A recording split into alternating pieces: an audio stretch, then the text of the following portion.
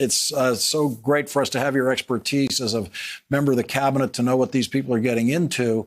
And when we consider Homeland Security, it seems that Alejandro Mayorkas will put a completely different frame in many ways on how that job is done. Yes, he will, Lawrence. It's such a welcome change. I think Senator Duckworth expressed what so many of us are very hopeful for. Look, this is somebody who not only has the experience, the know-how, but also has lived an immigrant's American dream story.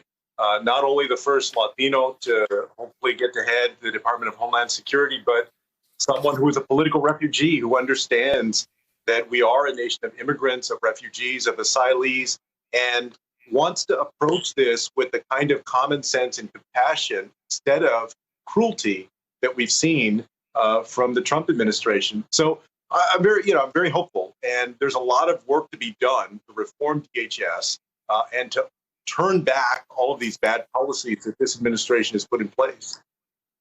It's striking to see that Joe Biden, I'm sure that he's making the best choices he can make, but he's also at state and at Homeland Security chosen people who had served as the number two in that department before.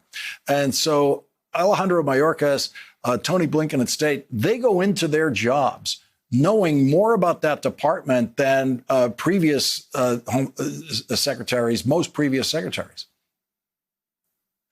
That's a great point. And look, the truth is that in many ways, that number two position where you're doing a lot of the work of running the agency, in some ways, that's the best preparation to start and be ready on day one. I mean, these are two folks that are going to be ready to go immediately on day one to do important work for our country and to reverse all of the damage that the Trump administration has done. So, these are excellent picks. And with respect to Mr. Mayorkas, and the other appointees, Joe Biden and Kamala Harris are living up to their promise to appoint a cabinet that looks like America.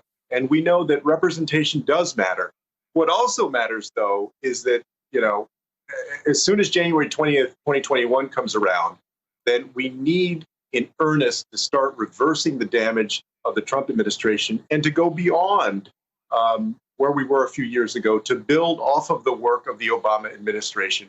So they're going to be very high expectations on what they do.